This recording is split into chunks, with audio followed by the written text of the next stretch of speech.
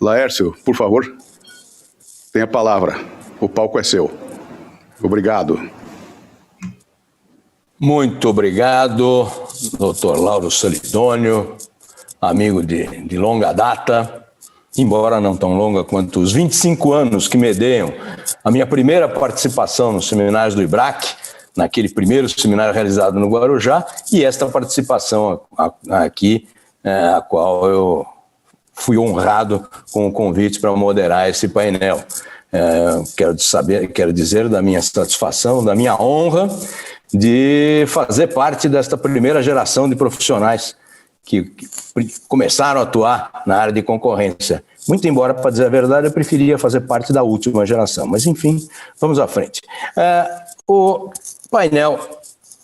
nosso painel, Concorrência, Colaboração e Licitação Pública, como os senhores leram no programa, tem por fundamento esta consideração do plano do governo brasileiro de privatizar os serviços de transporte, aumentando aí as concessões de rodovia e o fato de, eventualmente, as concessionárias poderem colaborar na definição de projetos e viabilidade econômica destas concessões.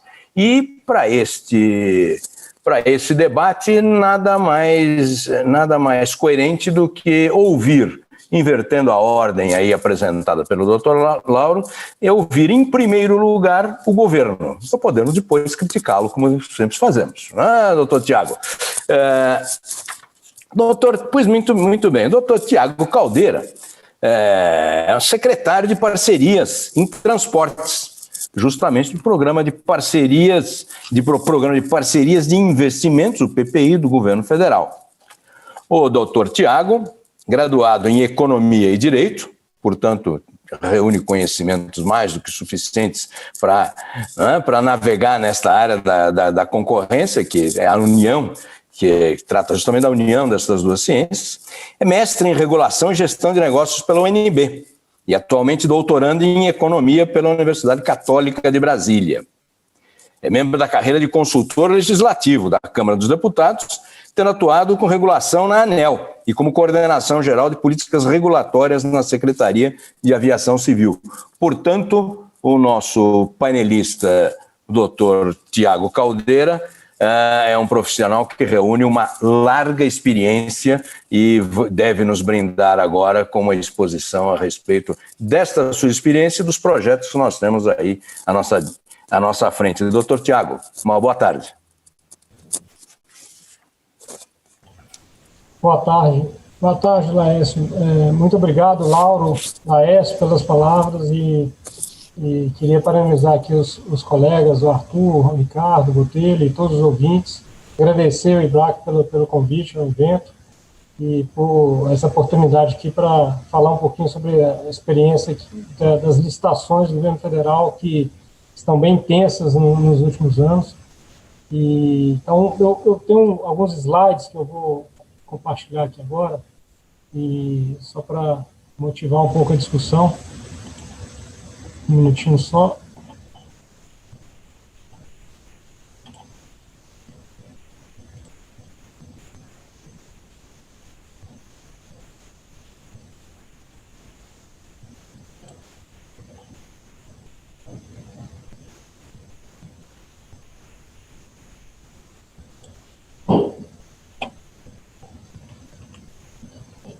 Então, inicialmente, gostaria de apresentar um pouquinho o que significa o PPI. O PPI é um programa de governança para a desestatização, as desestatizações do governo federal, que foi criado desde no início da década de 90, esse programa de governança, e com o antigo nome de CND, Conselho Nacional de Desestatizações. Então, o que é enquadrado como desestatização precisa, no começo e no final do processo, passar pelo conselho do PPI. Então, é um conselho formado por 7 ministros de estados, mais presidentes dos 3 bancos públicos federais, BNDES, Caixa Econômica e Banco do Brasil, que se reúne a cada 3 ou 4 meses para deliberar sobre os temas de desestatizações. O principal tema é sobre o que a gente vai levar a leilão, né? O que a gente vai levar a oferecer ao mercado. Então, desestatização inclui-se concessões, né? Novas concessões de serviços públicos, e também, e foi muito intensificada aí nos últimos 2 anos, a questão de venda de ativos, né? Venda de patrimônio, venda de empresas, principalmente. Então, o objetivo desse conselho é estabelecer procedimentos básicos de tomar essa decisão sobre o que será levado para licitações, né? E a gente sabe muito bem que o roteiro para se realizar uma licitação do governo federal é um roteiro longo, né? Ele precisa vencer várias etapas estabelecidas em lei. Então, a gente precisa, primeiro, executar os estudos de viabilidade técnica, econômica, ambiental. Posteriormente, a gente faz uma consulta à sociedade, a gente coloca todos os documentos para a sociedade criticar e mandar suas contribuições. Em sequência, a gente segue uma instrução normativa do TCU, a IN 81, que solicita que, previamente à licitação, a gente apresente os documentos, os estudos e o edital, o contrato para o TCU, para avaliação prévia.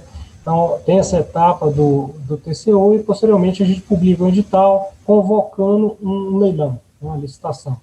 Então, todo entre a decisão e esse leilão, geralmente a gente corre 2 anos, tá? Não é algo trivial, né? Assim, a depender do setor, é algo que nunca foi feito, então a gente precisa construir do zero, né? Há setores que já vêm sendo feitas concessões, serviço público há 30 anos, né? Exemplo de leilões de transmissão de energia, alguns rodovias também. Então, alguns já têm alguma maturidade, outros estão sendo muito iniciados. Então, aqui um exemplo dessa carteira atual do PPI. A gente fala com muito orgulho que é a maior carteira de desestatização do mundo. Então, aqui temos muitos ativos aqui no setor de transportes, energia, muita infraestrutura que a gente chama de econômica social. Então, parques, florestas, terminais pesqueiros, perímetros de irrigação, concessão também de bens, que não é uma concessão de serviço público, é uma concessão de um bem da União, bens públicos, desde imóveis que não tem como ser vendidos e a gente precisa conceder de forma temporária, passar ao privado de forma temporária, como patrimônios históricos fortes, imóveis, né, que são protegidos, que a gente quer que ele tenha uma melhor utilização por parte do setor privado, mas não tem como ser feita uma alienação pura e simples. Então, há uma série de desestatizações em curso, muito que exigem o seu tempo para ser concluído, e está sendo feito. Então, aqui também se inclui venda de empresas públicas, né, que aí tem uma complexidade maior, muito maior do que uma concessão de serviço público. Aqui, pensando em Correios, pensando em estatais como Serco, Datapred, que você tem que resolver uma série de questões sobre o serviço que ela hoje presta, né, que se passa para a iniciativa privada, a gente tem que dar resposta sobre como será a prestação desse serviço no D+1. Então, aqui um resumo, toda essa carteira do PPI está disponível no nosso site, em português, em inglês. Então, o PPI, o Programa de Parceria de Investimentos, no qual eu atuo, é um ponto que a gente chama de one-stop shop, é um ponto que o investidor nacional e estrangeiro, ele chega e ele tem informação sobre todos os processos, né? Então, ele tem um cronograma, ele tem informações básicas sobre o projeto, sobre as etapas, e ele apresenta também, né, subsídios, ele faz solicitações que a gente vai tentar internalizar para dentro do governo. Então, a gente serve aqui como uma espécie de hub do que são esses projetos que estão sendo feitos por diferentes órgãos do poder público, né, os ministérios, as agências reguladoras, os órgãos ambientais, órgãos que não são do Poder Executivo, TCU, Legislativo, enfim. Aqui, especificamente sobre o setor de rodovias, que é o tema principal aqui do nosso painel, nós temos um rol grande de rodovias no curto prazo para ser licitado. Então, são projetos grandes, né, de capex, de investimento grande que vai ter que ser feito. E aqui, no primeiro trimestre de 2021, tem um roteiro aqui já quase que pronto para ser publicado o edital da BR-153, no Goiás do Tocantins, da BR-163, BR-381, em Minas Gerais, que tem um dos maiores índices de acidentes de mortes no Brasil, todos aqui com investimentos muito relevantes, né, a serem feitos. Também concessões que vão ser novamente listadas. Foram listadas lá na década de 90, que o contrato agora está sendo concluído, que a gente pretende licitar no ano que vem. Então, a rodovia Dutra, talvez o principal trecho rodoviário do país, que é ligação de São Paulo, Rio, a rodovia aqui, a CRT, Rio-Teresópolis, que vai ter uma ampliação de trecho bem grande, aqui essa última dessa tabela. Também aqui trechos também de rodovias estão sendo novamente listadas aqui na rodovias integradas do Paraná, alguns trechos que são rodovias federalizadas, outras que vão ser refederalizadas. Então, o pipeline é bem grande, para 2022 é muito maior do que isso aqui. Então, a gente vem aqui no PPI fortalecendo a busca por players, por investidores, para conseguir entregar, né, para conseguir entregar essa carteira para o setor privado. Então, a gente conversa, a gente vai atrás, inclusive, de investidores do mundo inteiro que estão, que investem, que têm atuação internacional, que investem em concessões e que não estão no Brasil. Então, a gente faz esse esforço para conseguir ter mais operadores no país e para aumentar a competição nos nossos leilões. Então, aqui eu coloquei alguns temas, eu acho que a gente vai poder, né, discutir ao longo aí da fala dos colegas ao final, durante as perguntas que estaremos aqui disponíveis para responder. Mas, na nossa visão, o que mais afeta a concorrência nas licitações de rodovias, e aqui escolhendo um setor, né, para a gente explorar mais, no caso de rodovias, a transparência e acesso a informações, esse conjunto, esse trio aqui de avaliações que a gente colocou, de aspectos, né? Então, a transparência e acesso a informações, tamanho e complexidade dos projetos e alocação de risco e retorno. Então, hoje nós temos alguns leilões que foram feitos aí nos últimos 5 anos, e geralmente a gente tem 2 ou 3 operadores aí participando desses leilões de rodovias, né? A gente não há uma restrição, obviamente, na licitação para a entrada de novos players internacionais, para outros nacionais, mas a gente observa que há pouca, né, há pouca diversidade de investidores participando nessas licitações, do governo federal e de alguns estados também que fazem concessões de rodovias, né? O principal item que a gente está atacando aqui pelo PPI é essa questão da transparência e acesso a informações. Então, a gente precisa de dar um disclosure bem grande aí do que é feito, né, nos estudos de viabilidade, para que o conhecimento, né, que ancore o conhecimento médio do mercado sobre o que são esses projetos, né, o desafio de engenharia, o desafio ambiental desses projetos. Então, a gente buscou junto à agência reguladora, à NTT, aos ministérios, e desde o início do processo, desde o tempo de estruturação dos estudos das concessões, todas as informações sejam amplamente disponibilizadas. A discussão que é feita no TCU também a gente torna bastante pública, para que os apontamentos do TCU, que são muito bons, algumas vezes, na maioria das vezes, são apontamentos que revelam mais informações sobre o projeto, que tudo isso seja tornado público, né? E o nível de conhecimento seja bem grande sobre esses projetos. E um segundo ponto, que é essa tamanho e complexidade, há uma discussão que é intensa, não só em rodovias, mas em outros setores, sobre o que exatamente a gente leva a leilão, né? Se é um projeto de uma concessão de rodovia de 100 quilômetros ou de 1.000 quilômetros, né? Ou algum ponto ali entre esses dois extremos. Quanto menor a concessão, né, maior a chance de ter mais investidores, no sentido de que o investidor pequeno consegue também participar dessa concessão.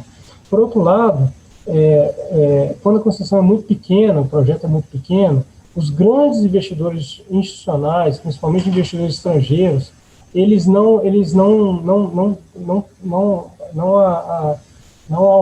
traz apetite para entrar naquele projeto. Então, muitos investidores alegam que se for muito pequeno, ele nem olha, né? Ele não vai nem, não está no mandato dele para olhar projeto muito pequeno. E também tem a questão de custo de transação para o governo, né? Porque estruturar um projeto de 100 quilômetros de concessão de rodovias é quase o mesmo trabalho, quase o mesmo trabalho, ou um pouco menor do que fazer uma concessão de 500 quilômetros de rodovias. Então, a gente conseguiria, na verdade, com quase o mesmo esforço, resolver mais problemas, né? Dar maior infraestrutura para a sociedade se a gente colocar uma concessão maior. Então, e também o terceiro ponto aqui, que afeta muito a concorrência nos projetos, é a alocação de risco, né? A gente aqui, tratando especificamente sobre rodovias, no Brasil, o principal risco de um projeto de rodovia é o risco de demanda, tá? É o risco do tráfego de frustrar, né, de não atender aquela projeção que foi feita pelo investidor e ele não conseguir ali ter um retorno adequado para o investimento. E muitos investidores internacionais, eles operam em outros países não assumindo esse risco de demanda, né? Então, ele está acostumado em outros projetos de infraestrutura de outros setores, ou em rodovias em outros países, a que esse risco de demanda seja mitigado ou que ele simplesmente não assuma nada desse risco de demanda. Então, o que o governo coloca como risco para o investidor afeta muito o interesse, né, e o apetite para entrar naquela concorrência, para aquele negócio, né, atrair mais investidores. Então, é algo que a gente precisa desenhar muito bem, na medida que a gente quer, né, aumentar a competição nos projetos,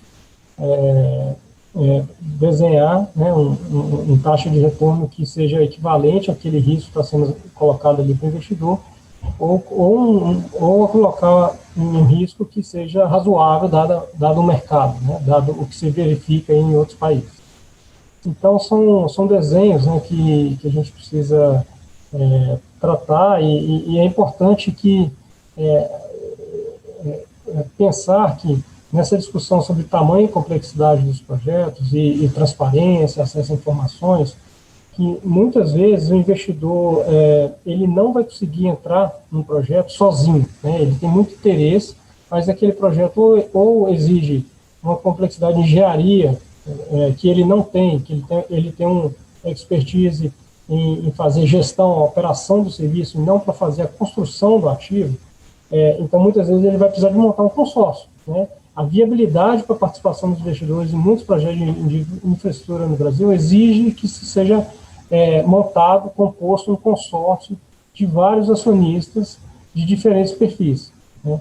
E aqui no PPI, Laércio, Arthur, Ricardo e todos os ouvintes, aqui no PPI a gente ouve muito investidor internacional querendo entrar no Brasil e pedindo a seguinte informação, que a gente aponte um parceiro para ele, né, que complemente, né, a atuação dele, que ele já tem ali a sua expertise, tem seu conhecimento, mas ele falta algum conhecimento, às vezes sobre Brasil, às vezes sobre engenharia, ou operação naquele serviço específico. Então, muitas vezes é solicitado aqui que a gente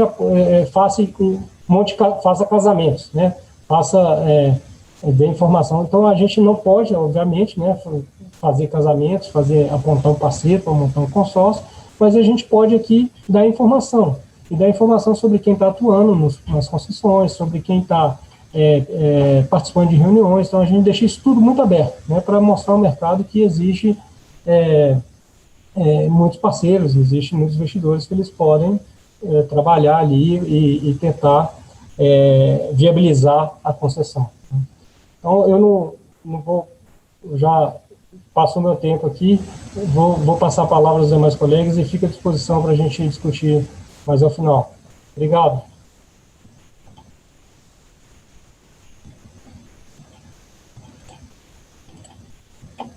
Deixa eu tirar o compartilhamento. Muito obrigado, doutor Tiago. Não sei se eu estou... Estamos lhe ouvindo. Estamos ouvindo. Então, muito obrigado, doutor Tiago. Não, o senhor não extrapolou o seu tempo, o senhor ainda tinha 3 minutos. Mas vamos passar esses minutos para a fase de debates, então. Perguntas que deverão ser encaminhadas, apenas relembrando a plateia pelo botão Q&A, né? E eu receberei essas perguntas e encaminharei para os palestrantes depois das respectivas não, ao final de todas as apresentações. Esse panorama apresentado pelo Dr. Tiago dá bem a mostra de como o tema concorrência é importante e precisa ser discutido nesse setor.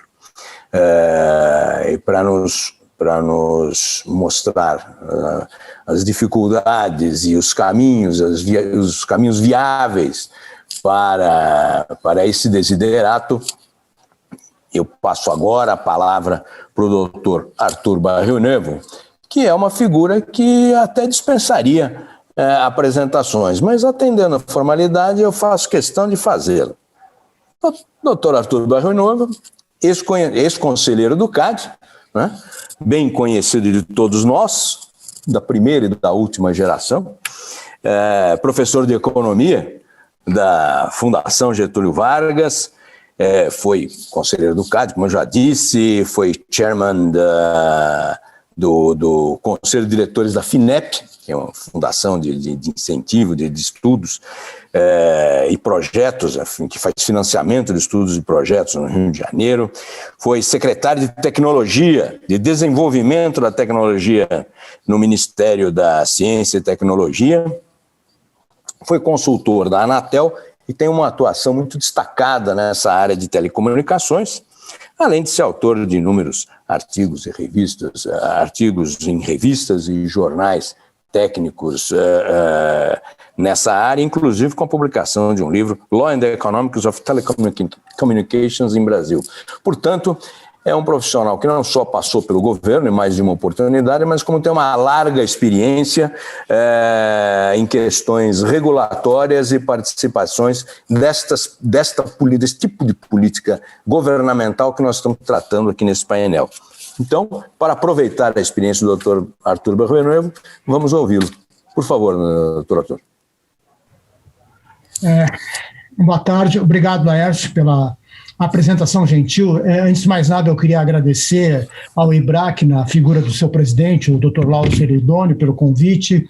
É um prazer estar aqui com o Dr. Tiago Caldeira, que já fez uma apresentação muito interessante sobre o PPI, com o Ricardo Botelho, do Comitê de Regulação do IBRAC. E, sem mais delongas, vamos passar aqui para o nosso tema.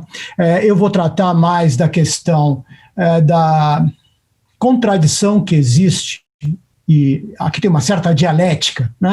De um lado, as vantagens da cooperação dos possíveis licitantes de uma concessão, né? Eu vou ficar muito nesse tema, com as autoridades, e, de outro lado, os riscos que essa cooperação pode fazer no sentido de propiciar um conluio entre os licitantes. Tá? Então, vou tratar desses dois temas e da questão de... Opa, deixa eu ver aqui.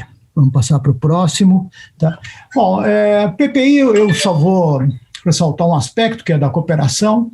Aí eu vou discutir, na verdade, o segundo ponto um dos mais relevantes, que é esse fator projeto.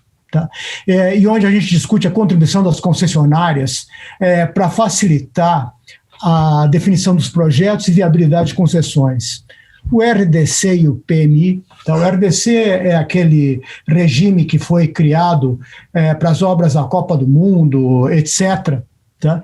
Por quê? Porque se precisava de mais rapidez, ao passo que a Lei 8666, como a gente sabe, é muito burocrática e atrapalha demais os gestores públicos na hora de fazer licitações. Tá? Então, e depois a questão do possível conluio e qual é a solução que a União Europeia deu, porque lá também os mesmos problemas estão presentes, talvez não com a mesma gravidade que aqui, que é o diálogo competitivo. O último regulamento deles é de 2014, e aí tem uma questão interessante. Eu só cito aí a nova lei de licitações porque ela, em boa parte, copia o que os europeus fizeram. Então, eu nem vou entrar nessa discussão. Tá? Isso aqui, o PPI, eu só vou falar aqui na exposição de motivos do presidente Temer, lá em 2016, e ele mostra que a questão era uma criação de um programa de parcerias, ou seja, de aumentar a cooperação entre o setor privado e o Estado. Tá? Para quê? Para viabilizar investimentos na infraestrutura. Bom, naquela época, como agora, se tem um enorme desemprego e se sabe que a infraestrutura brasileira recebe poucos investimentos. Então, a ideia foi criar um programa para acelerar isso. Tá? Bom, qual é o problema? Tá? O problema é que existe algo que se apelidou de fator projeto. Tá? Ou seja, claro, é muito desejável que esses projetos de infraestrutura, como bem colocou o Dr. Tiago, sejam colocados na praça, que os investidores possam realmente efetivar os investimentos programados, etc. Tá? Mas existem alguns problemas para realizar essa tarefa. Tá? Aqui, os autores que eu vou citar aqui no final, eles mostram alguns problemas. A baixa capacidade burocrática dos órgãos públicos, tá? Para planejar um portfólio imenso de investimentos a serem feitos, tá? Então, para fiscalizar, analisar, aprovar projetos. Tá? A seleção adversa das empresas projetistas, ou seja, como a gente tem a Lei 8666 e ela dá muita importância para a licitação por preço, isso aí muitas vezes faz com que as escolhas não sejam as melhores. Tá? Tem a questão da pressa dos agentes públicos, que, aliás, é muito justificável, mas isso pode acabar redundando em projetos cuja qualidade não é tão boa e depois a licitação vai sofrer problemas. A administração do contrato de concessão também. Às vezes você tem problema de um número suficientemente grande de empresas de projetos com capacidade para fazer os projetos. A insuficiência de recursos, né, para a elaboração dessa carteira de projetos, né, que é tão grande como foi bem já ressaltado na fala anterior, tá? E a baixa responsabilização do setor privado pela qualidade dos projetos entregues. Tá? Então, isso aí está no trabalho do Bruto, de 2014, que eu cito aqui via o trabalho do Cordeiro. Então, existe um enorme problema para viabilizar projetos. E um outro ponto que já foi colocado pelo Dr. Tiago afinal, vamos fazer uma grande licitação de uma rodovia de, sei lá, de 1.000 quilômetros, ou vamos dividir isso em pedaços. Tá? Isso aumenta os custos de transação, isso aumenta o sunk cost, ou seja, aquele custo de fazer o investimento para participar da licitação. Tá? Então, existem sim esses problemas não são exclusivamente brasileiros, tanto é que a União Europeia criou algumas diretrizes para tratar deles. Tá? E qual é como é que isso foi feito na União Europeia? Bom, vamos ver como é que a gente atrai o setor privado para discutir os projetos. Tá? O regime europeu, que é de 2004, ele já influenciou o regime diferenciado de contratação, tá? Que está aí dessa lei de 2011, também a regulação em 2011. Por que se fez isso? Porque tinha a necessidade da infraestrutura para os mega eventos esportivos, a Copa das Confederações, a Copa do Mundo, os Jogos Olímpicos, Paralímpicos, etc. E se tinha algumas infraestruturas que tinham que ser feitas de maneira urgente. Tá? Enfim, algumas coisas funcionaram e o fato é que o próprio governo estendeu o uso do RDC, o regime diferenciado, também para as obras do PAC. Tá? Agora, O que acontece? Né? Em 2012, o TCU fez um estudo que mostrou que os problemas com os projetos básico e executivo, tá? Não vou entrar aqui nas fases todas, tá? Foram apontados como os mais recorrentes, tá? Assim como nos períodos anteriores, que 45%, segundo o estudo do TCU, apresentaram projetos deficientes ou desatualizados. Tá? E que aí as insuficiências nos projetos básicos estavam impedindo com que esse investimento acontecesse de maneira mais desejável. Tá? Eu cheguei a ouvir alguns concessionários, mas eles não gostam de ser identificados. Tá? Vou falar só rapidamente de alguns. Tá? Não vou entrar em projetos específicos, porque isso ia acabar identificando quem falou. Tá? Mas, por exemplo, eles falam muito de que os contratos de concessão de rodovias, né, poderiam ser mais padronizados. Claro que cada rodovia tem as suas peculiaridades, mas os contratos poderiam ser mais padronizados. Tem um problema de uma matriz de riscos que eles consideram excessivamente detalhista. Isso é quase como se o regulador quisesse administrar a concessão. Tá?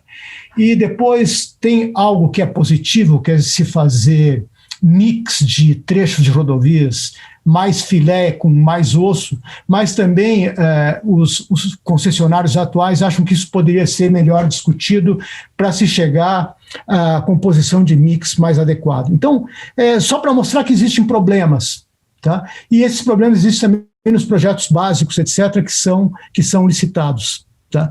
Bom, qual é a questão? Tá? O RDC criou algo que era já baseado na visão europeia, que é esse PMI, que é o procedimento de manifestação de interesse, onde o setor privado eventualmente se manifesta já na fase do projeto, mas o PMI ainda é um tanto tímido comparado com a solução europeia. Tá? Então, qual é o problema do outro lado? Tá? De um lado, se tinha esse problema, que o PMI não foi suficiente para avançar os projetos com a devida rapidez. Do outro lado, tem o problema, que é o problema estritamente concorrencial. Tá? Qual é o problema concorrencial? É o seguinte, tem um estudo que mostrou que o DL 2386, ele dava muita amplitude para o administrador público. Tá? E tem esse estudo do Capobianco e do saudoso Cláudio Weber Abramo, que mostrou que, antes da Lei 8666, que eles defendem ardorosamente, 70% do faturamento de obras realizadas pelas 150 maiores empresas estava com apenas 7 empresas. Ou seja, havia uma enorme concentração na mão de alguns. Tá? Isso é um problema concorrencial. Quer dizer, por que só alguns conseguiram? Acham o Capobianco e o Abramo que houve direcionamento das licitações. Eu não sei se houve, mas de qualquer maneira é estranho que seja tão concentrado e, inegavelmente, é um problema concorrencial haver o direcionamento. Tá? Ou seja, porque ele provoca, é claro, um menor grau de competição e, portanto, o setor público vai ter custos mais altos ao conceder uma determinada rodovia, por exemplo. A tarifa vai ser mais alta, o valor de outorga eventualmente é menor, etc. Tá? Bom, qual é o problema de conluio em compras públicas? É diferente de cartel. Tá? As empresas, normalmente, sem conluio, elas querem maximizar o seu ganho, que é a margem esperada, vezes a probabilidade de vencer, né? E quando existe conluio, o que elas vão fazer? Elas vão buscar suprimir a competição na licitação. Tá? Daí um problema que pode acontecer no caso do diálogo competitivo, no caso do PMI, antes de haver a definição do projeto e da licitação. Tá? Ou seja, existe essa possibilidade. E esse é o lado negro da força, vamos dizer assim. Né? Tem um lado positivo, participação do setor privado, diminuição do fator projeto.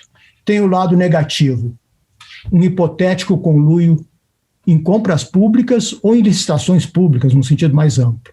Tá? Nos Estados Unidos, o DOJ mostra aí algumas características que você tem de conluios em compras públicas, tá? Aqui é compras ou licitações, tá? Supressão da oferta, alguns competidores se abstêm de participar, aí ganha alguém já definido, que depois compensa os outros, uma licitação complementar, quer dizer, alguém ganha aqui, o outro ganha lá, tá certo? A coisa fica dividida por debaixo do pano, tá certo? Aí alguém entra lá com uma oferta alta que não tem a menor chance de ser vencedora, tá? A rotação de vencedores, tá? E tudo isso já é conhecido, está na imprensa, ou seja, empresas fazem com que um ganhe uma obra, outro ganha outra, outro etc. Quer dizer, e por detrás do pano existe um conluio entre as empresas. E a alocação de clientes ou de mercados, quer dizer, bom, essa empresa entra em licitações de concessões na região sul, o outro vai entrar no Nordeste, o outro não, enfim. E aí, através dessa maneira, o mercado é alocado entre os possíveis licitantes. Tá? Então, esses são problemas que podem ocorrer.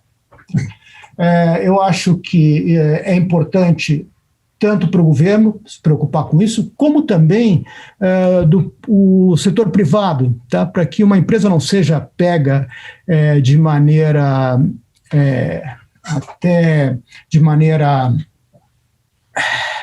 inconsciente numa situação que pode ser considerada como um conluio. Tá?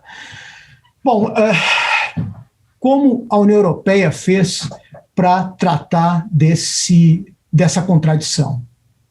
Diminuir os problemas trazidos pelo fator projeto, não permitir que a competição na licitação seja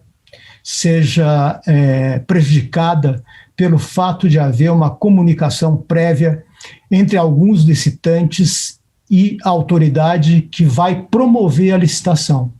Tá? Então, o que tem de visão mais geral dessa diretiva de 2024, de 2014, sobre compras públicas, não é só compra, licitações, etc., tá? Concessões. Tá?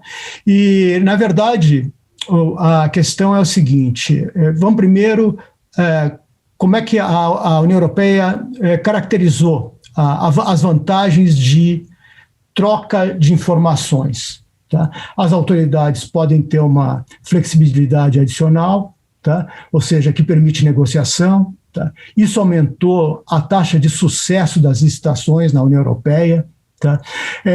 Os Estados-membros usam os procedimentos competitivos, só um instantinho aqui, e ele permite, ao mesmo tempo, a negociação, usando o chamado diálogo competitivo, que nós já vamos ver as características. Tá? Além disso, ele mostra também que o diálogo competitivo aumentou, o uso dele aumentou ao longo do tempo. Tá? Bom, só um instantinho aqui, vamos ver como é que está o meu tempo. Ok. Então, aí a questão de garantir as salvaguardas. Tá? Tem uma coisa muito importante para garantir essas salvaguardas. Os critérios que definem quem vai vencer a licitação têm que ser definidos desde o início e vão depender da negociação do projeto entre os licitantes e a autoridade. Tá? Ou seja, eles têm que permanecer estáveis. Agora, é claro que no mais, se pode discutir as características do projeto que está sendo montado, né, pelo poder concedente em parceria com os próprios alguns dos licitantes. Tá? Bom, o que eles colocam como importante? Bom, primeiro problema, tá? Houve na União Europeia uma tentativa, uma tendência de concentrar as obras, até pelo problema que o Dr. Tiago levantou, ou seja, alguns investidores não se interessam por pequenas licitações. Tá? Agora, qual é o problema? isso tem um problema de concentrar e excluir as pequenas e médias empresas.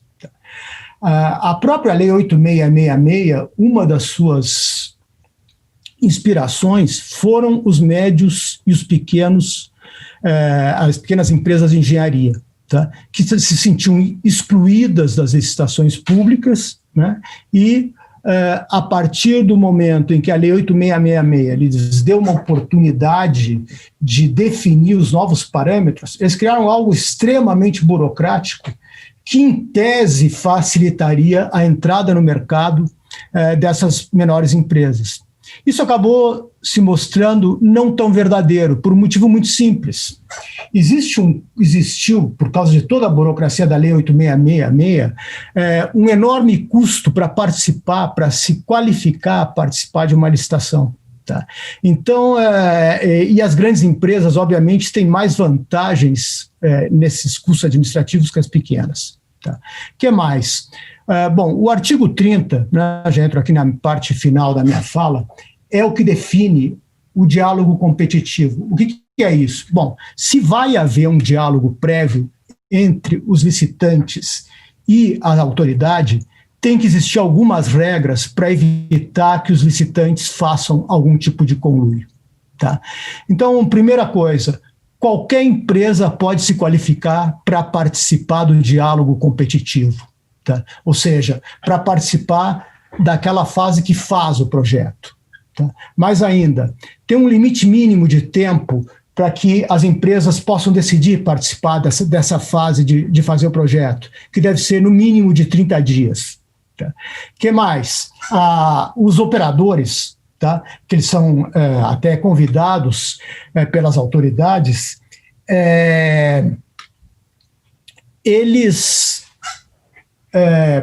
têm as suas informações avaliadas, tá certo? Elas podem participar do diálogo e as autoridades se comprometem a não compartilhar as informações que cada um dos licitantes informa. Tá? Além disso, as autoridades devem colocar de maneira muito clara quais são as necessidades que ela tem ou que ela tenta cumprir com um determinado projeto, tá? Em determinado contrato. Então, o que vai acontecer, né, é que todos aqueles que participarem dessa fase de diálogo competitivo vão saber já de antemão o que se espera deles e o tipo de projeto que se acredita que eles devam fazer. Tá? Além disso, durante o diálogo, também a questão, como já bem colocou o Dr. Tiago, da transparência, eles colocam a questão da igualdade de tratamento entre os participantes. Tá? Porque, é claro, você vai ter grandes empreiteiras, médias e, eventualmente, até pequenas, dependendo do projeto a ser construído. Tá? Então, uma coisa muito importante, porque o conluio, não só em compras públicas, mas também em cartéis, ele necessita de troca de informações entre os ofertantes. Tá? Então, esse primeiro item aqui mostra a importância das autoridades não revelarem detalhes do que foi informado por cada uma das partes para os outros. Tá? Isso é importante para evitar qualquer incentivo à formação de conluio entre as empresas que participam. Tá? Outra coisa importante, esses diálogos competitivos, eles podem acontecer em múltiplas etapas, onde o projeto vai sendo cada vez mais refinado. Tá? E aí os projetos menos bons vão sendo abandonados, né, vão sendo deixados de lado pelas autoridades e o diálogo pode continuar. Tá? E, por fim, as autoridades vão fazer o seguinte, elas vão continuar com o diálogo até chegar a uma solução que elas considerem adequada. Tá? Então, note bem, isso aí vai exigir uma troca de informações extremamente importante ou extremamente intensiva entre o licitante e a autoridade. E chegando no último slide, né, antes que o doutor Laércio aqui me chame a atenção, né,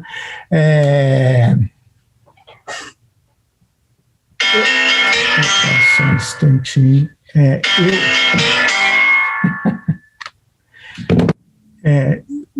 A questão dos critérios de quem vence a licitação, já falei antes, né, mas quem oferta a melhor razão, preço-qualidade, e a questão de que qualquer ajuste posterior não pode mudar os critérios de quem vence a licitação, nem provocar discriminação. Tá? Então, esse aí vamos dizer assim, são os pontos, né, que o diálogo competitivo na União Europeia procurou resolver aquela contradição que foi colocada antes. E a lei brasileira teve o bom senso de copiar. Tá? Então, a nova lei de licitações segue muito, muito proximamente o que a União Europeia colocou. Era isso. Obrigado. Desculpe os segundos a mais, doutor Laércio, mas eu acho que não passei muito o meu tempo.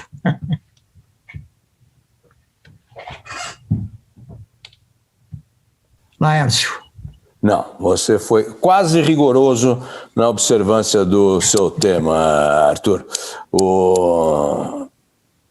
A fala do doutor Arthur nos apresenta de maneira esquemática e didática, que é a qualidade do bom professor, os problemas que podem ser encontrados nessas questões, seja nas questões já existentes, seja na fórmula proposta para licitações públicas. E para debater a questão, além das questões concorrenciais colocadas pelo Arthur, mas para aprofundar um pouco o debate sobre as questões concorrenciais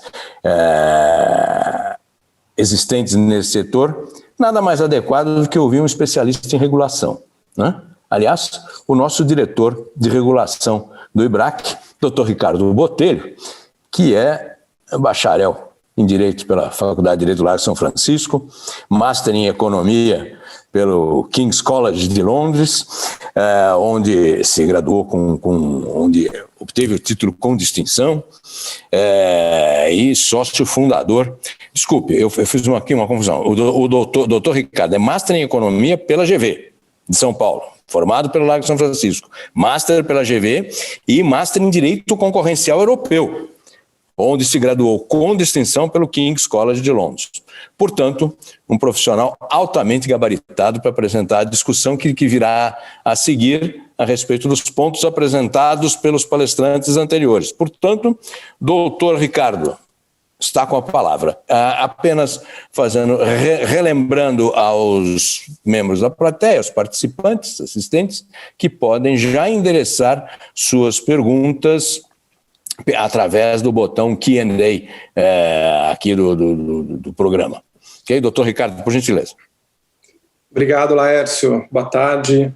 Boa tarde a todas e todos que estão aqui nos acompanhando. Boa tarde aos caros colegas de mesa, secretário Tiago, professor Arthur.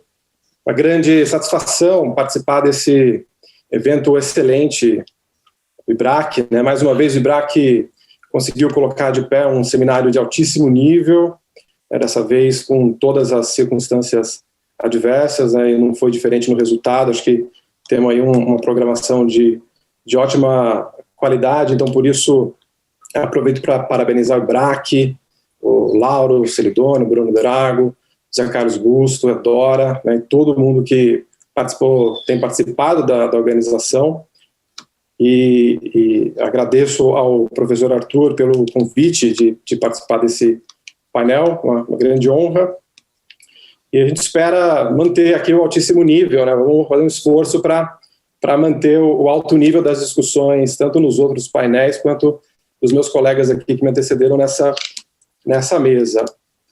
Eu vou compartilhar a minha tela.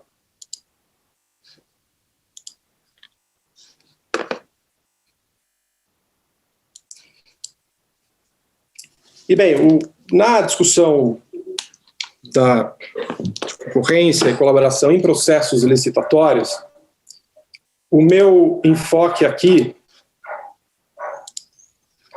agora sim,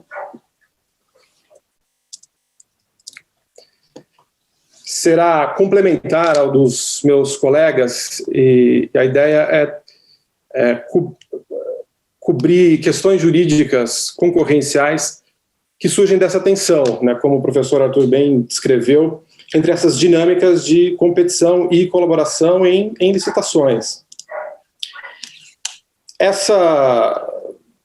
Essas dinâmicas, elas envolvem relações entre dois agentes principais envolvidos, tanto relações entre os licitantes quanto os licitantes com a administração. Então, aqui uma primeira disjuntiva para discussão que eu vou fazer, que é dividir essa análise das questões jurídicas nesse contexto, focando nesses dois tipos de relação. Então, uma que são essas questões que surgem da relação entre os concorrentes entre si e entre eles com a administração. Na discussão entre sobre a relação entre os concorrentes entre si, é óbvio que todos sabem o padrão, né, o default, a configuração de fábrica é a concorrência, pelo menos isso é esperado, né? A exceção é a colaboração entre esses concorrentes num processo licitatório. A questão é que essa colaboração nem sempre é ilícita sob a perspectiva concorrencial. E é daí que surgem diversas questões de ordem prática não muito bem ou não muito completamente detalhada na legislação e na jurisprudência do CAD sobre os contornos de ilicitude. E uma situação típica, em particular, em que a dificuldade de definir os contornos específicos de ilicitude diz respeito à figura do consórcio entre concorrentes diretos para a participação numa licitação, né? Que tipo de controle de ilicitude esse contrato, essa combinação entre concorrentes está sujeito? Uma primeira pergunta é se o CAD tem algo a dizer, se o CAD tem competência para avaliação da licitude desses acordos, ou se esse controle é feito apenas pelo órgão que organiza a licitação, pelo desenho do edital, autorizando a figura do consórcio, ou mesmo depois na adjudicação, se ele se basta ou se o CAD também participa. E se o CAD participa, que tipo de controle a gente está falando? É do controle preventivo, como ato de concentração também, ou só repressivo? E no controle repressivo, aí sim, que tipo de parâmetros são aplicáveis? Faz sentido, é correto, é desejável aplicar os mesmos parâmetros de cartel e licitação para avaliação de consórcio entre concorrentes para a participação de uma licitação? Ou é uma análise baseada nos efeitos da prática, né? E a partir disso, quais são as presunções jurídicas aplicáveis nessa análise, né? Quem precisa provar o quê para essa discussão? E quais são as defesas, portanto, possíveis de serem utilizadas pelas partes numa discussão com o CAD sobre a regularidade concorrencial desse contrato.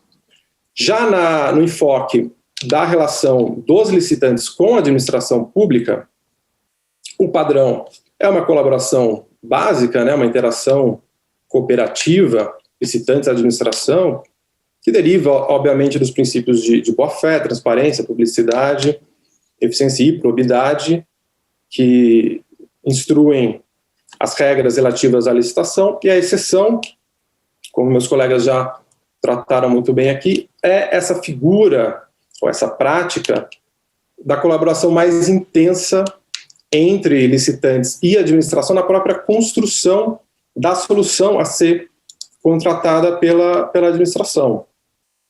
Nesse cenário, tem duas fontes de preocupação concorrencial principais, que são o favorecimento artificial, né, de um dos solicitantes, o direcionamento, e o incentivo à colusão, e a questão prática jurídica que surge daí, quais são os parâmetros e cautelas para que essa interação não produza efeitos anticoncorrenciais. O professor Arthur tratou muito bem já dessa discussão última mais um detalhe, e é por isso que eu vou passar por ela de maneira mais rápida para focar numa segunda parte na discussão primeira dos parâmetros de licitude para consórcio entre concorrentes para participação em licitação.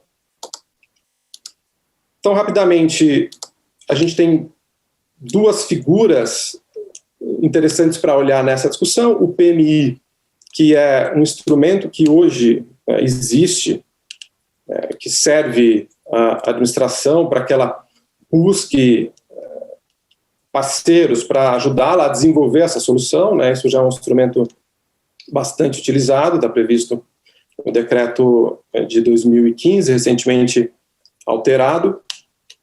E existe a figura, como já foi tratado, do diálogo competitivo, né? Então, que é uma interessante, diferente do PMI, é uma modalidade de licitação, ao lado das tradicionais, pregão, concorrência, concurso e leilão.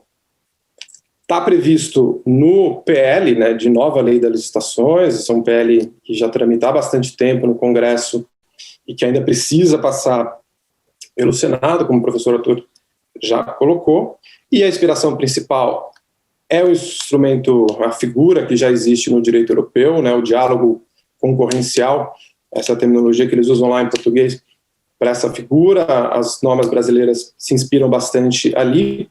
Essa diretiva, ela é orientativa, ela não impõe, ela não é direito europeu propriamente, ela é uma instrução para que os países adotem aqueles parâmetros.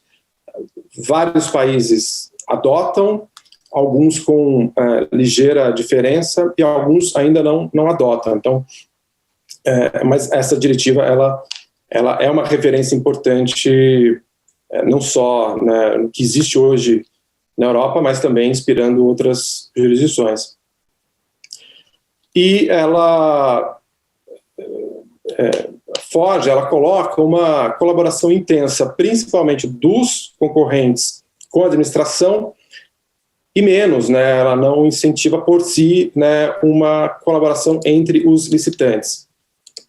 Ela tem uma hipótese bastante restrita, o objeto que a administração busca, né, precisa envolver inovação, precisa ser impossível que ela busque ou que ela adapte soluções disponíveis e que também seja impossível a definição prévia de especificações técnicas, né.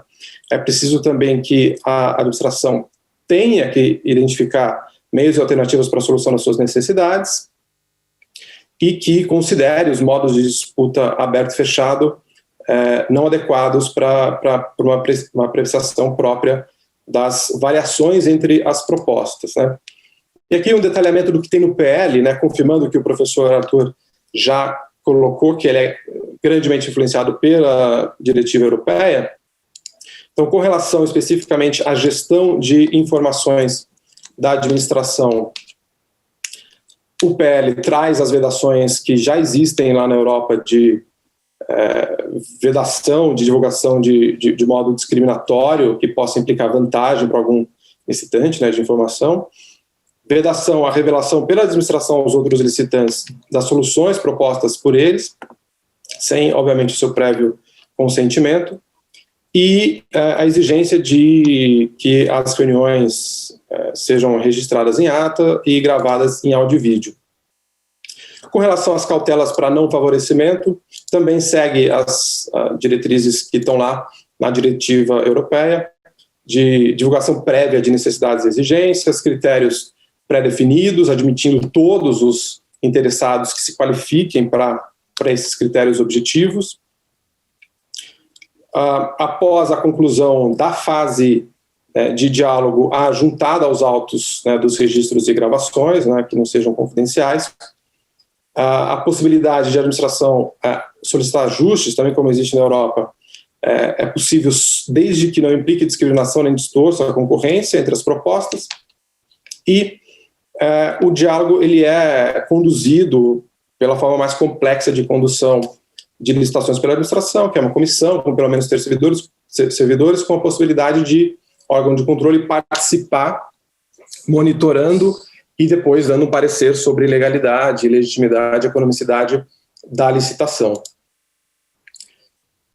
Indo, portanto, à parte 2, que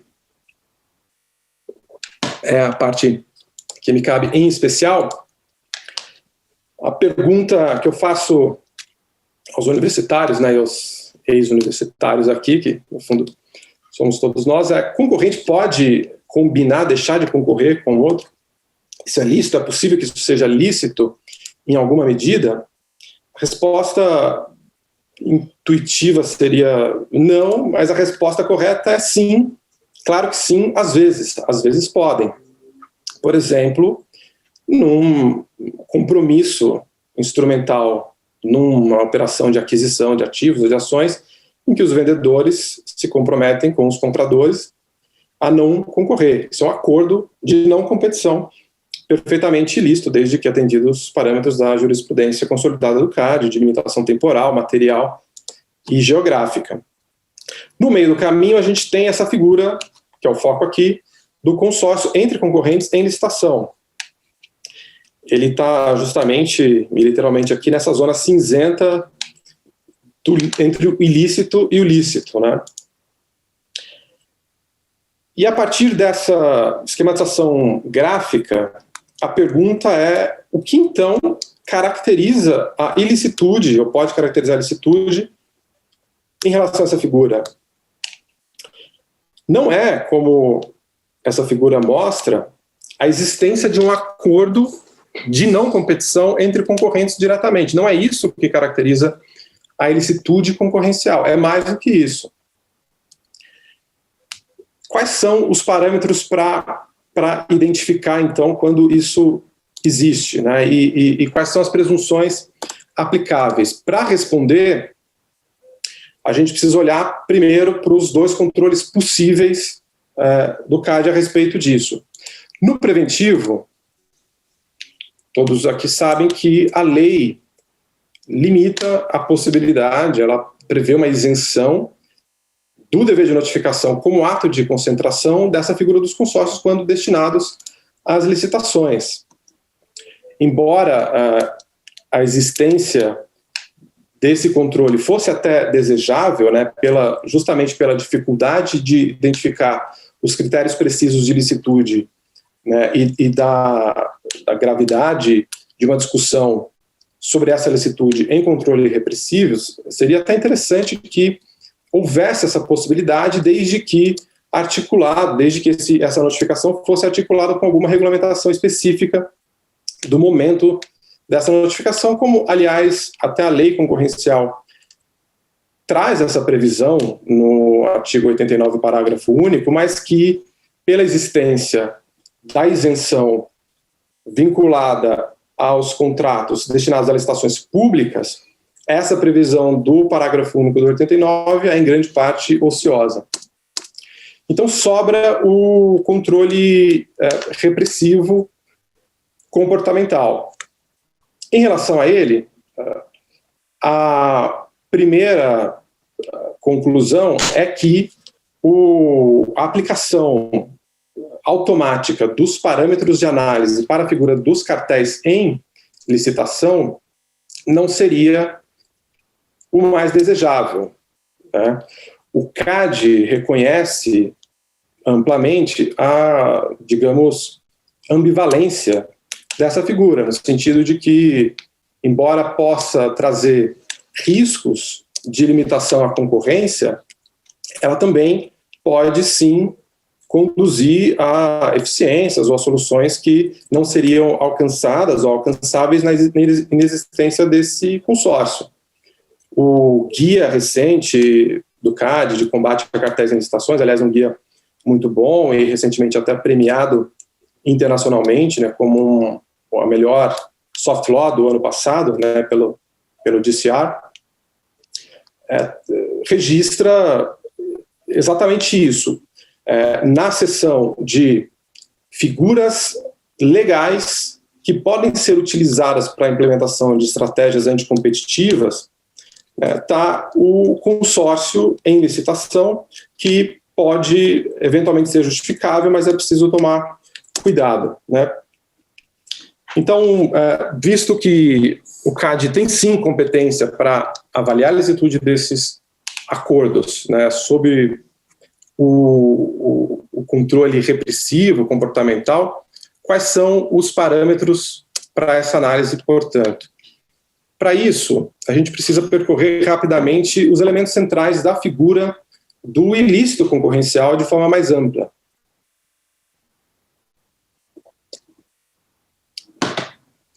E a resposta para a pergunta se uma prática, qualquer prática, é um ilícito concorrencial, ela depende da resposta de duas perguntas, pelo menos, mas duas perguntas centrais. A conduta, numa primeira momento, ela restringe a concorrência de maneira substancial? E se sim, há justificativas objetivas suficientes para ela? O ilícito, portanto, existe se a resposta para essas duas perguntas é sim, ela restringe a concorrência, a ordem concorrencial de maneira substancial, e não há justificativas suficientes. E existem três padrões de análise, vamos dizer assim, três abordagens típicas de maneiras de responder essas perguntas. A per se, né, a por objeto e a por efeitos. A per se responde de maneira direta e automática, pela própria natureza da conduta, a conduta em si, ela por si só, significa que há uma restrição substancial à concorrência, sempre, que não admite prova em contrário, e nunca há uma justificativa suficiente para a conduta, né? Essa abordagem, na minha opinião, né, na opinião de várias outras pessoas, ela é incompatível com a lei brasileira e com diversos princípios constitucionais, pelo menos nesse formato formato clássico dela, de respostas automáticas pela própria conduta, pela própria existência da conduta. Já a abordagem da restrição por objeto responde que a conduta, pela natureza, né, pelo seu propósito, ela sim sempre restringe a concorrência, ou pelo menos, né, e essa é uma variação, ela sim restringe a concorrência, pelo menos isso é uma presunção que pode ser estabelecida e que, portanto, caberia à parte investigada demonstrar que essa restrição à concorrência não existe na prática. Mas que, de todo modo, sempre haveria a possibilidade de a parte apresentar justificativas ou eficiências aptas a compensar a restrição identificada e, a partir disso, demonstrar a regularidade concorrencial da conduta. Já a abordagem por efeitos, como todos sabem, a resposta não é automática para nenhuma dessas perguntas. Depende de uma análise específica de todas as circunstâncias envolvidas, tanto saber se a prática restringe a concorrência de maneira substancial e se não há justificativas aptas a compensar. Bom, e, portanto, como que a figura do consórcio entre concorrentes em licitação se encaixa nesses padrões de análise? Qual é o padrão de análise mais adequado, mais recomendável para isso? Tá? Uma primeira conclusão importante. Para essa situação, né, e aplicando a noção geral de ilicitude concorrencial, a gente terá uma ilicitude desde que seja demonstrado que o consórcio ele tem por objetivo ou por efeito preponderante a restrição injustificada à concorrência na licitação. Isso significa que essa figura é analisada como uma restrição por objeto ou por efeito.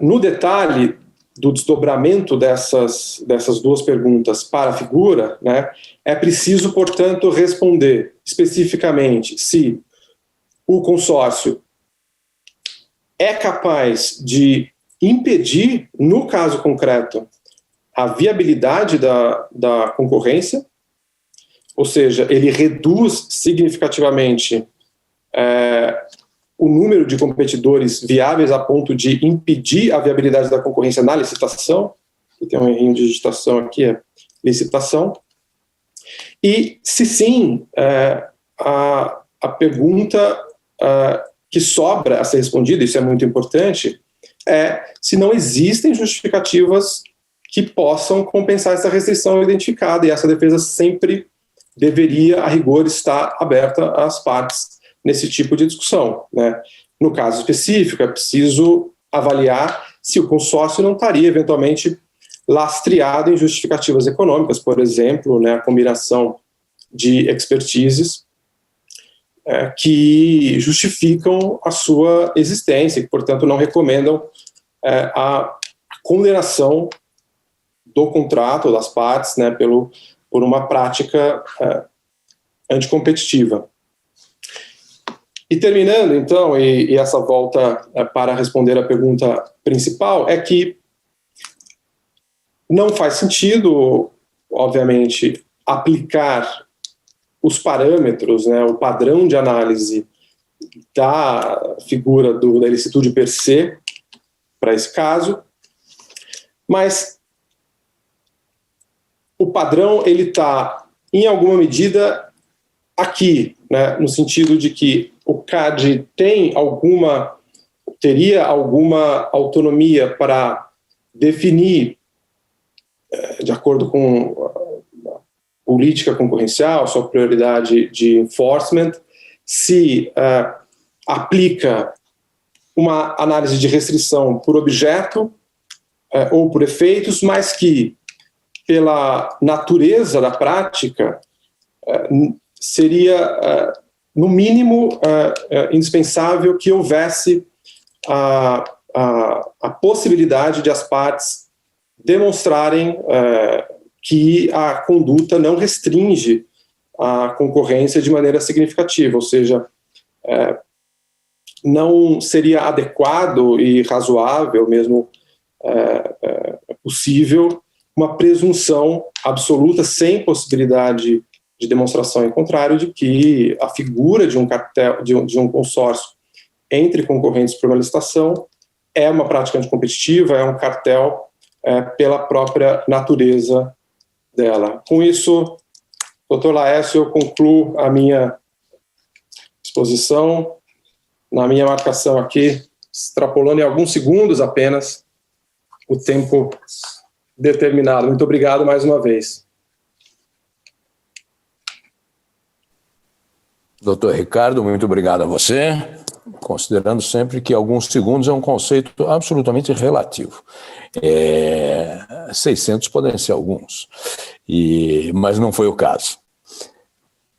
Muito obrigado, doutor Ricardo. Eu tenho, na verdade, uma questão que até gostaria de colocar dentro desse cenário agora apresentado sobre as possíveis condutas e aquela questão apresentada originalmente pelo doutor Arthur.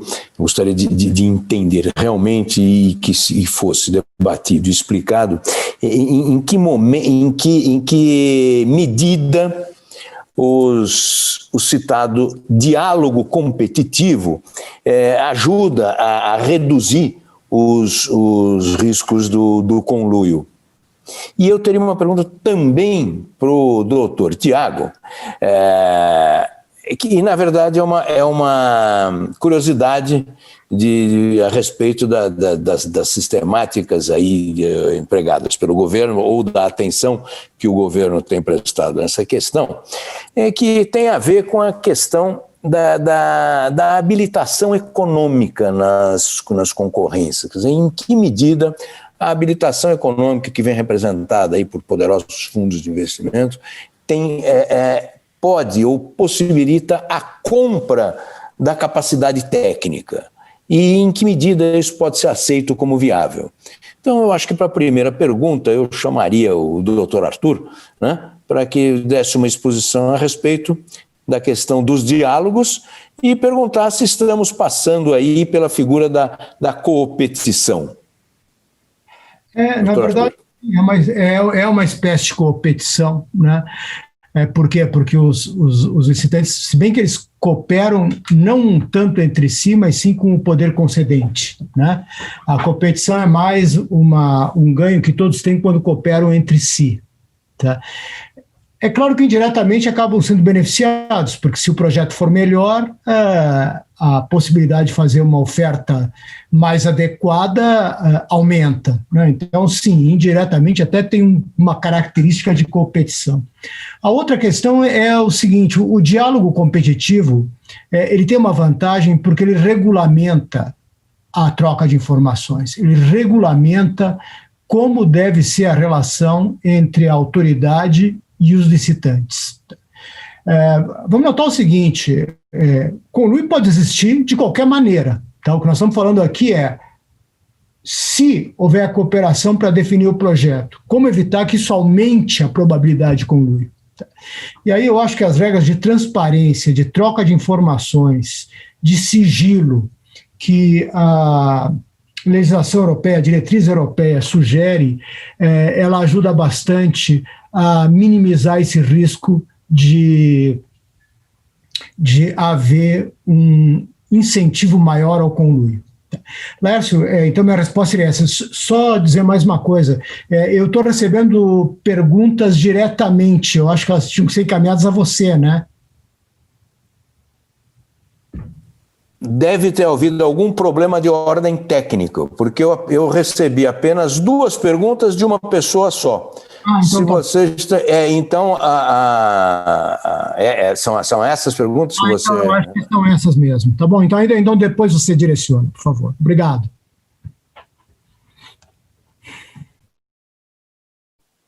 Bom, então antes de passarmos a essas perguntas, eu gostaria de solicitar ao doutor Tiago Caldeira que fizesse uma abordagem a respeito desse tema da habilitação econômica, porque me parece interessante isso. Muito obrigado, Laércio. Antes de tratar da pergunta, eu quero só fazer um comentário a respeito da resposta do Arthur. De fato, né, assim, o diálogo competitivo, a inovação que o novo PL está tentando trazer, seria muito bom aquele regulamento, né, a relação com os investidores, antes da definição do que vai ser colocado na licitação, enfim.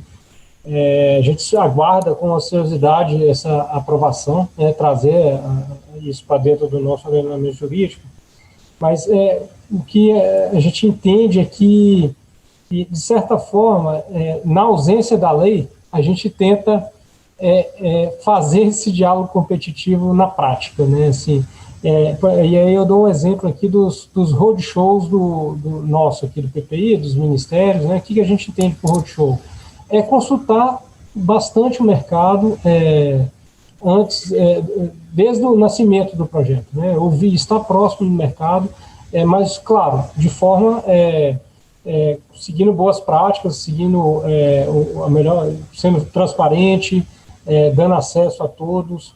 E o que eu digo sobre roadshow, né? Roadshow é chamar os investidores, convocar os investidores para discutir um projeto específico, né? Então a gente faz isso são reuniões individuais que a gente abre, por exemplo, uma semana para discutir o projeto da rodovia Dutra.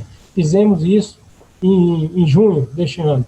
Então tivemos reuniões com dezenas de investidores para discutir o projeto Dutra, abrimos agenda aqui para quem quisesse fazer a discussão do projeto, agendas individuais com aquele investidor, trazendo todo o governo para a mesa, todos os atores estão envolvidos na estruturação do projeto para ouvi-los, né? E ali a gente vai colher subsídios. Então fizemos isso recentemente também com a Ferrogrão em julho, que é o maior projeto de concessão aí do governo federal, é uma nova ferrovia de quase 1.000 quilômetros. Então, hoje, na nossa etapa de licitação, a gente já tem vários momentos de ouvir o mercado, ouvir a sociedade, né? A consulta pública, que já é há muito tempo, regra, e estamos inovando com mais proximidade, né? Com mais consultas além da consulta pública formal, né? Essa de estar sempre aberto, essa de fazer esses roadshows, mas, claro, seria muito importante ter o diálogo competitivo, e seria a formalização disso, né? Seria a regulamentação disso em lei e normativos infralegais.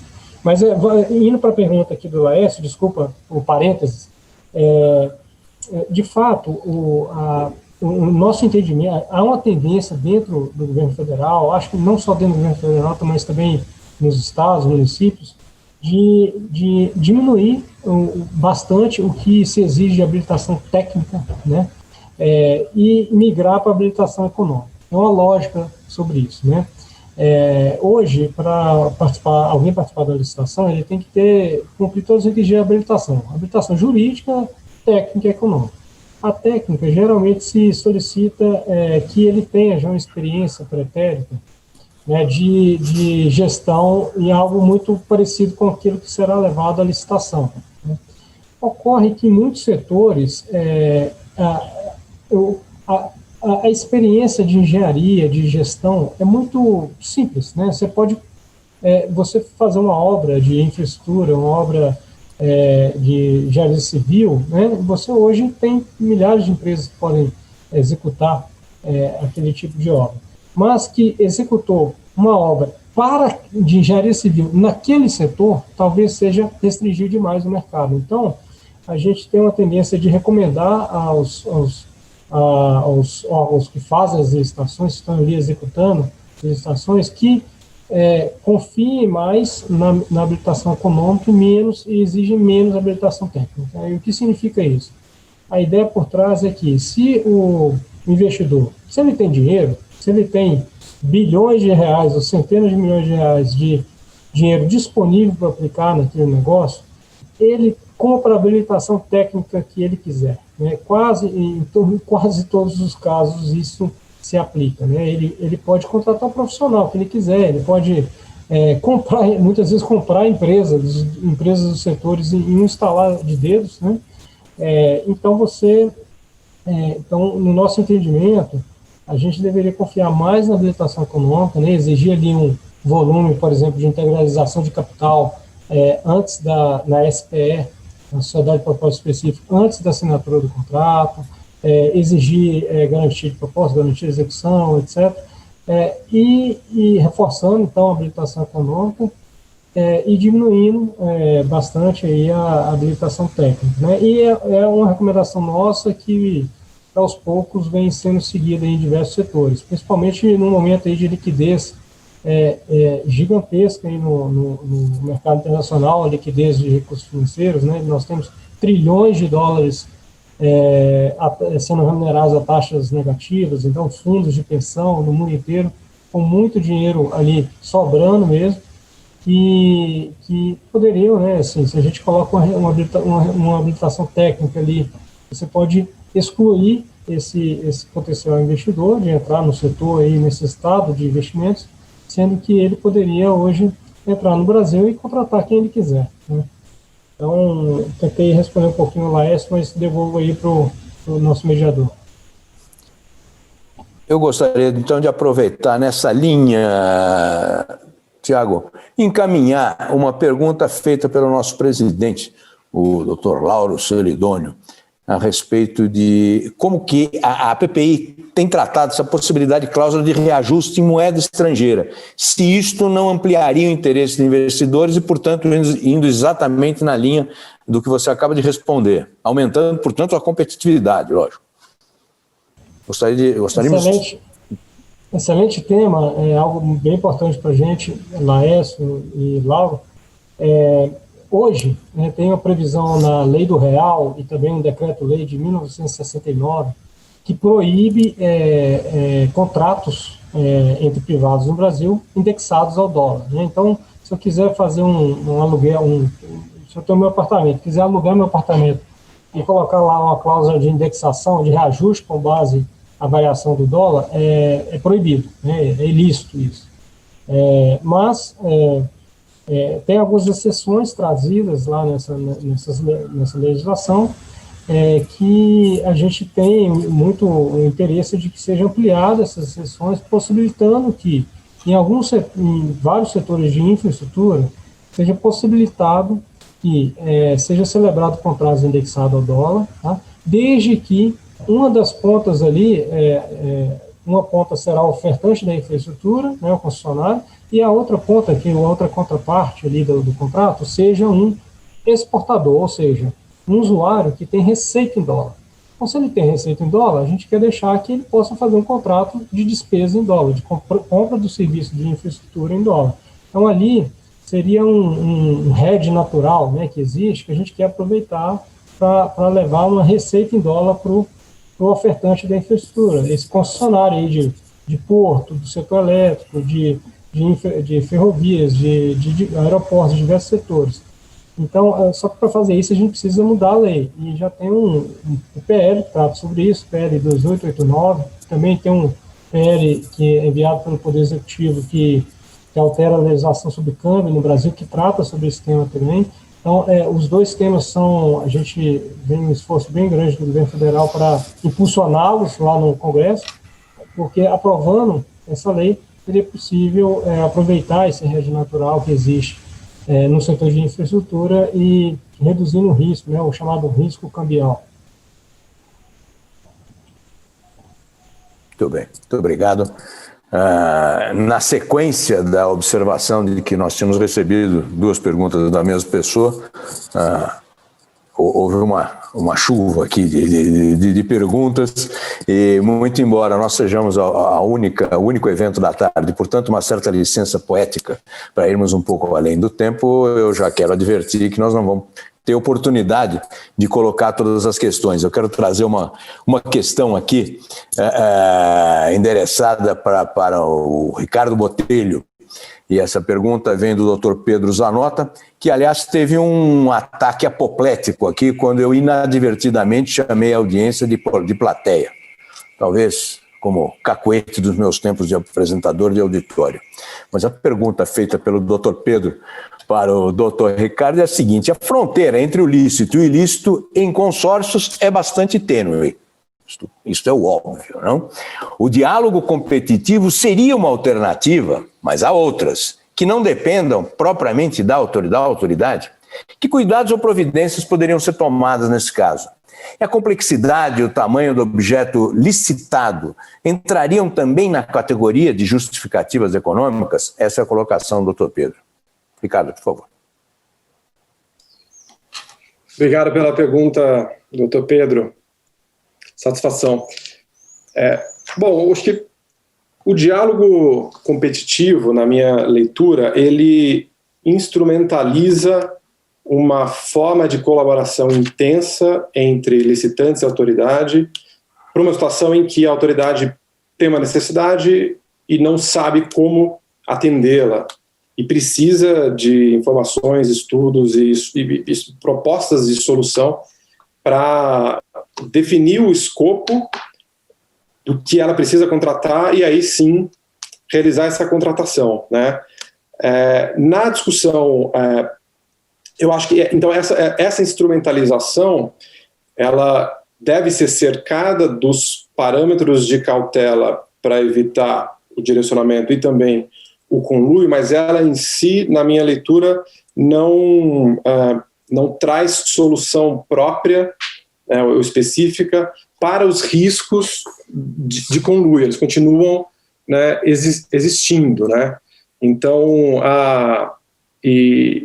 na minha leitura, inevitavelmente, a solução passa por uma avaliação criteriosa dos propósitos daquela colaboração específica, né, falando aqui de uma colaboração entre concorrentes, ou mesmo até numa situação verticalizada, né, de um consórcio entre fornecedor e cliente, né, com compromisso de exclusividade para a participação numa licitação, uma situação, inclusive, que já foi objeto de investigação no passado no CAD, né, estou me referindo à discussão da investigação relativa aos compromissos de exclusividade para as licitações das hidrelétricas do Rio Madeira, Santo Antônio e Giral, em que houve uma intervenção do Sistema Brasileiro de Defesa da Concorrência, na época CDE, determinando em medida preventiva a suspensão daquele compromisso de exclusividade. Então, tanto numa perspectiva horizontal quanto na vertical, a solução passa por uma avaliação criteriosa dos propósitos daquela associação, colaboração entre os concorrentes e da suficiência, robustez das justificativas para uma limitação à concorrência que existe, né? Então, obviamente que um acordo direto limita a concorrência entre os participantes do acordo. A questão ela limita a concorrência para a licitação. Então, a combinação entre aquelas duas empresas retira a possibilidade de competição viável na licitação, porque os participantes do acordo eram os principais players, agentes aptos a disputar aquele contrato, né? E se sim, sobra a pergunta, né? Por que eles precisam estar juntos? Existe uma razão importante para a combinação de esforços, né? Então, resumindo, inevitavelmente precisam contratar bons advogados como o senhor, para ajudar, assim como bons economistas, ajudar a avaliar a resposta. Inevitavelmente ela passa por essa ponderação, né? Muito bem, e foi interessante o exemplo trazido pelo Ricardo a respeito dessa questão do Rio Madeira, porque isso nos traz, esse é um daqueles pontos que ilustram a riqueza das discussões que nós podemos nos entregar na área da concorrência. Esses contratos de exclusividade, né, na época, eles se referiam, ou eles decorriam, na verdade, da assunção de um risco assumido por uma determinada empreiteira que apostou na concessão de um licenciamento ambiental que as outras empreiteiras não acreditaram que iria sair. Ora, ela acreditou nesse licenciamento ambiental, investiu num projeto, trouxe parceiros estrangeiros e nacionais que investiram em conjunto num projeto, né? E lá na frente foi acusada de atitude anticompetitiva por causa dos contratos de exclusividade. A questão não seria o caso de confrontar esta situação com aquela que decorre das patentes, que concedem a quem se entrega a um profundo estudo, P&D, enfim, a uma atividade de P&D, e a quem é concedido uma exceção, a quem é concedido um monopólio temporário justamente para remunerar este investimento. É um pequeno exemplo de como essas questões de interface entre diversos ramos jurídicos podem afetar, o que reforça a posição final do doutor Ricardo, que só bons advogados, e todos os que estamos aqui participando nessa área somos, né, podem dar solução à questão. Eu tenho mais uma questão, e nós fomos autorizados aqui pela presidência do IBRAC a estendermos um pouco mais o nosso evento. Eu tenho uma pergunta aqui, na verdade, endereçada tanto ao doutor Ricardo quanto ao doutor Tiago, nesse sentido. Essa pergunta parte do nosso colega Vinícius Toledo, e trata-se a restrição da participação de empresas em licitação ex ante, né, por parte do poder concedente da licitação no edital. Não seria preferível a uma atuação do CAD, seja preventiva ou repressiva? Atualmente há uma colaboração efetiva entre os órgãos do SBDC, principalmente o CAD, SG, enfim, e o poder concedente para inserção de restrição à participação de empresas em licitação ex ante. Existe isso, de modo a evitar riscos concorrenciais? E, em caso afirmativo, seria possível citarem alguns exemplos? Doutor Tiago. Perfeito. Existe sim. Vinícius perguntou, né? Vinícius Toledo. Essa interação, ela ocorre bastante ocorre muitas vezes e quase sempre de forma informal, né? São reuniões que existem para discussão dos projetos, então, reuniões para discussão bem no nascimento do projeto, às vezes quando também depois de consulta pública, então em diferentes momentos do projeto, né? E eu cito três casos aqui, por exemplo. No caso de aeroportos, terceira e quarta rodada de concessões de aeroportos. O governo federal já tinha concedido o aeroporto de Guarulhos, né, o principal aeroporto do país, que concentrava na época 85% do tráfego internacional do país. Então, a rodada de licitação seguinte incluía Galeão, o aeroporto de Galeão e o aeroporto de Confins. Então, houve toda uma avaliação dentro da equipe do governo federal, de diferentes ministérios, envolvendo o Ministério da Economia, envolvendo o Ministério dos Transportes, à época, a Agência Reguladora, etc. E houve também consultas ao CAD, à época, sobre se a gente permitiria que o aeroporto de Galeão pudesse ser comprado pelo atual concessionário do aeroporto de Guarulhos, né? E nesse caso ele concentraria quase 100% do tráfego internacional do Brasil, o tráfego internacional de passageiros.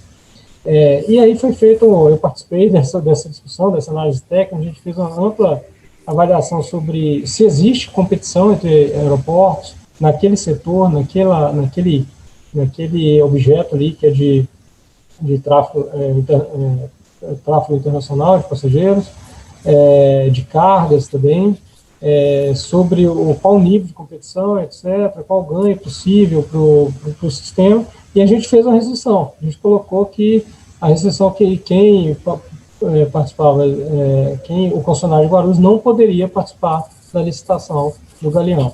Foi algo que a gente vendo, né, olhando para trás, a gente vê que foi uma medida acertada, tendo em vista o fato dos dois competirem bastante, e eles competem oferecendo vantagens para as empresas aéreas, que seria algo que poderia ter prejudicado o mercado se não tivesse feito diferente.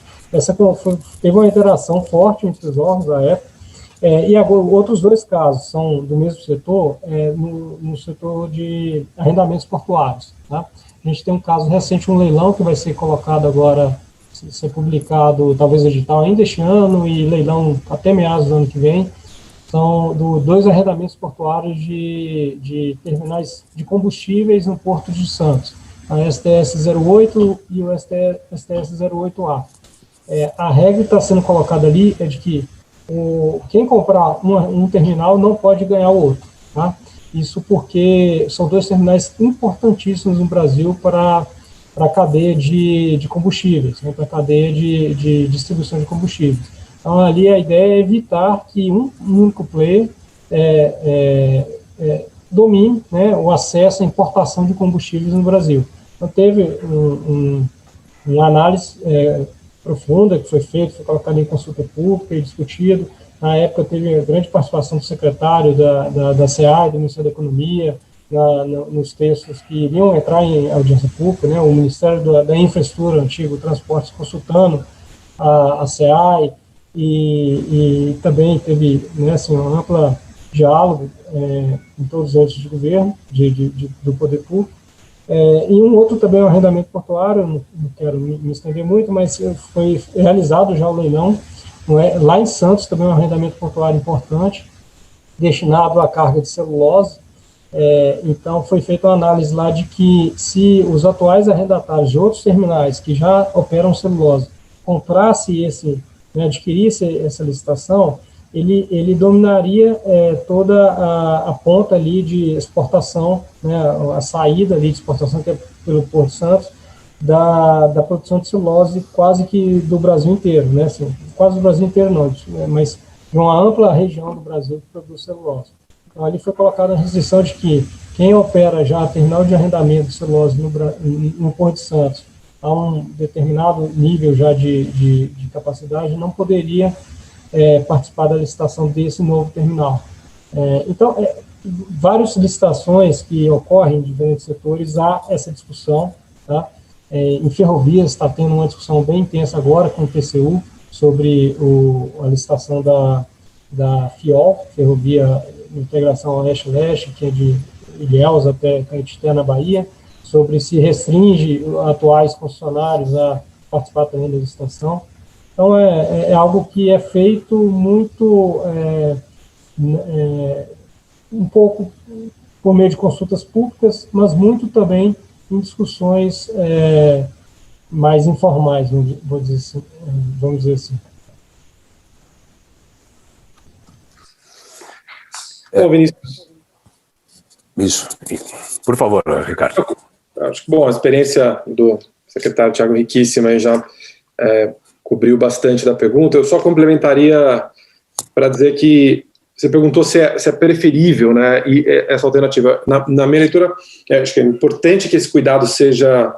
É importante que haja esse instrumento, né, em algumas situações ele é sim uma alternativa para orientar uma estrutura de mercado que seja mais benéfica, né, à economia, à população como um todo, como resultado da licitação, mas como a gente sabe, é impossível prever quais são as hipóteses possíveis dessa colaboração, e embora esse instrumento seja útil e tenha que ser avaliado e usado com cautela, ele nunca dará conta de todas as alternativas e, portanto, não será possível prescindir da análise do CAD, né?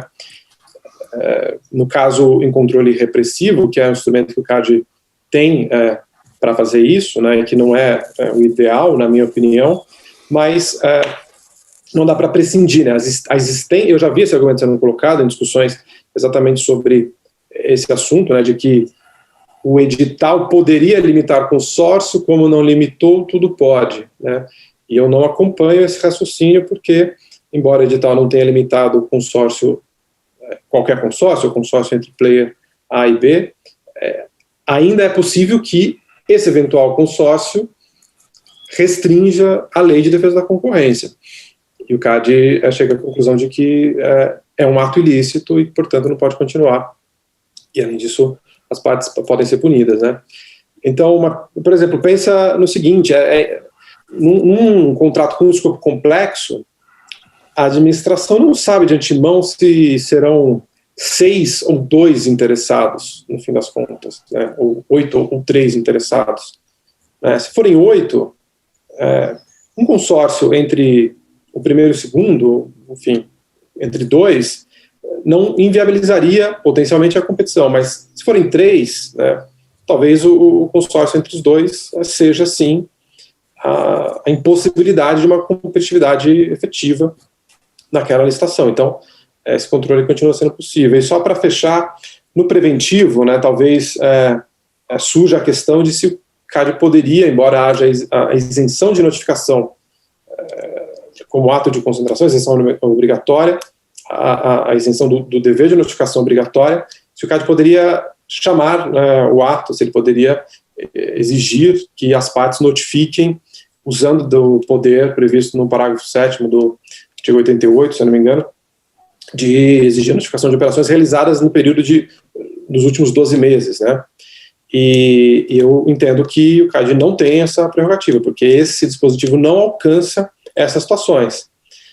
O dispositivo fala que o CAD tem a prerrogativa, o poder de chamar os atos de concentração. E a isenção é bem clara ao dizer que esses consórcios, joint ventures, contratos associativos para participação em licitação não são atos de concentração. Então, eles tiram esses contratos da caixa possível para a qual o CAD pode olhar e pode exigir notificação, ou seja, o CAD só pode exigir a notificação de contratos que sejam atos de concentração, mas que as partes, os grupos envolvidos não atingiram o faturamento mínimo previsto. É interessante Muito obrigado. É interessante, muito embora desviando um pouquinho o foco, como a sofisticação dessa discussão a respeito deste nível de obra, enfim, de intervenção do Estado na regulação da atividade econômica, essa interface entre o Poder Executivo exequente, né? Se me permitem o pleonasmo errado, mas entre o Poder Executivo e o CAD, que também é órgão do Poder Executivo, mas que analisam com este nível de profundidade uma questão tal como essa. Imaginem a judicialização desta questão. Retirar este foi um tema debatido ontem, é um tema que vem sendo debatido nesse nosso setor há já 2 décadas. Eu tenho uma opinião até conhecida, mas enfim, eu tenho uma opinião muito forte sobre essa questão que encontra hoje eco na decisão do ministro Fux. Mas vejam, os senhores, a dificuldade de se judicializar uma decisão como esta, uma decisão de Estado, eventualmente até uma decisão de governo, né? E assumindo o pressuposto de que todos os passos processuais foram corretamente seguidos. Nós estamos falando exclusivamente da decisão de mérito, que seria uma decisão a respeito de uma situação levada a cabo pelo órgão do Poder Executivo, eventualmente avalizada pelo CAD, né, da junção dos 2 fatores, decidindo sobre a vedação do exercício do direito legítimo de uma determinada companhia participar de uma licitação.